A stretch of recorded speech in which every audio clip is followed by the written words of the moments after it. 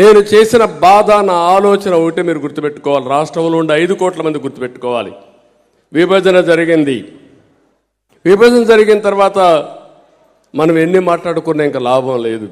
మన బ్రతుకు మనం బతకాలి. ఒకప్పుడు హైదరాబాద్ని అభివృద్ధి చేసిన అనుభవం ఉంది కాబట్టి మళ్ళీ ఈ రాష్ట్రాన్ని తెలంగాణతో సమానంగా అభివృద్ధి చేయాలని రాత్రింబగళ్ళు కష్టపడ్డా. అది నేను చేసిన తప్పు. కానీ నా అదృష్టం కూడా ఒకటి ఉంది. నేను ముఖ్యమంత్రి అయిన తర్వాత 10 ఏళ్ల తర్వాత రాజశేఖర రెడ్డి ముఖ్యమంత్రి వచ్చాడు. రాజశేఖర రెడ్డి ఎక్కడా డిస్టర్బ్ చేయలే. దేన్ని 1-2 మార్చాడు తప్ప ఏది మార్చాలి అన్నీ కూడా చేశాడు. 5 ఏళ్ళు ఆయన అన్ని కంటిన్యూ చేశాడు. తర్వాత వచ్చిన రోసయ్య కంటిన్యూ చేశాడు, కిరణ్ కుమార్ రెడ్డి కంటిన్యూ చేశాడు, చంద్రశేఖరరావు కంటిన్యూ చేశాడు, ఇప్పుడు రేవంత్ రెడ్డి కూడా కంటిన్యూ చేస్తున్నాడు.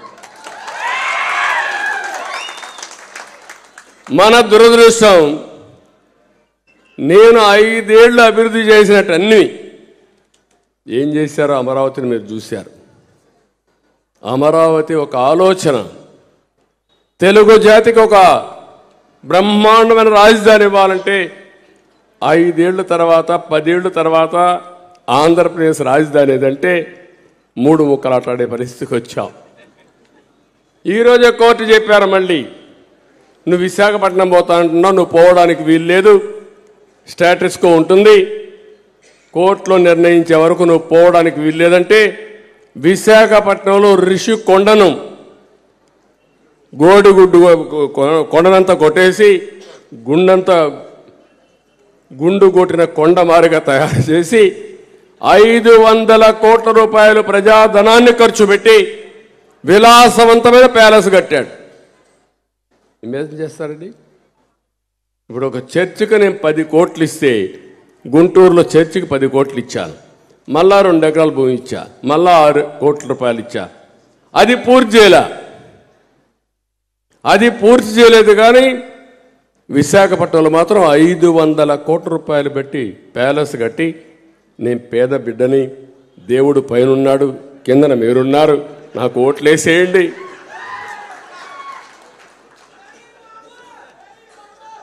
మీరు ఆలోచించండి. నేను విమర్శించడం కాదు, ఇది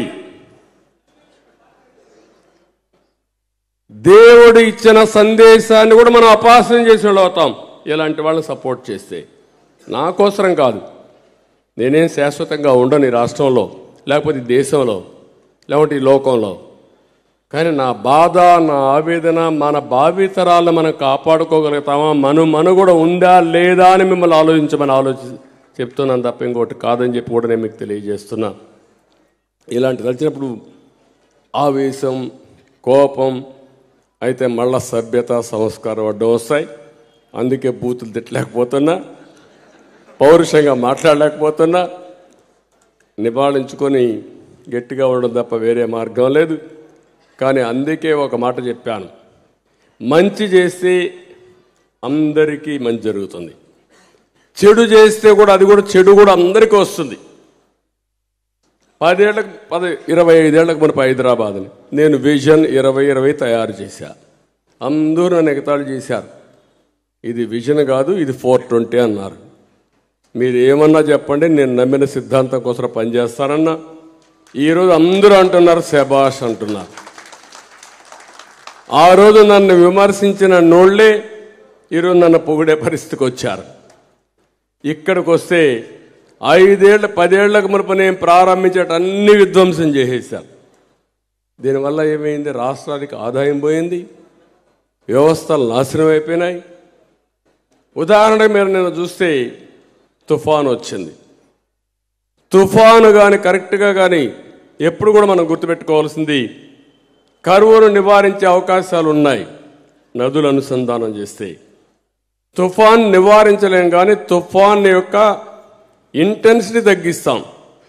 అదే నేను చేసే హుదూద్ తుఫాన్ వస్తే ప్రాణ నష్టం, ఆస్తి నష్టం తగ్గించి 10 రోజుల్లో మళ్ళీ మామూలు వ్యక్తులుగా చేశాం. అది క్రైసిస్లో ప్రభుత్వం యొక్క విధానం, సుపరిపాలన. అదే నిన్న వస్తే తుఫాన్ వస్తే మీరు చూస్తే మొత్తం డ్రైన్స్, మురుగునీరు పోయే కాలువలన్నీ మునిగిపోయినాయి. ఎక్కడికక్కడ నీళ్లు పోయే పరిస్థితి లేదు.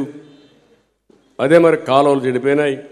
మొత్తం నీళ్ళు వచ్చి 4 రోజులు 3 రోజులు మొత్తం కూడా పొలాలన్నీ మునిగిపోయి ఈరోజు రైతాంగం మొత్తం నాశనం అయిపోయారు. ఒక్క నిర్ణయం, ఆ మురికి కాలువలు సరిగా చేసి సకాలంలో రైతాంగాన్ని అలర్ట్ చేసుంటే ఇప్పుడు జరిగిన నష్టంలో కనీసం 70% నష్టాన్ని అరికట్టే పరిస్థితి ఉండేది. ఆ ఒక్క నిర్ణయం.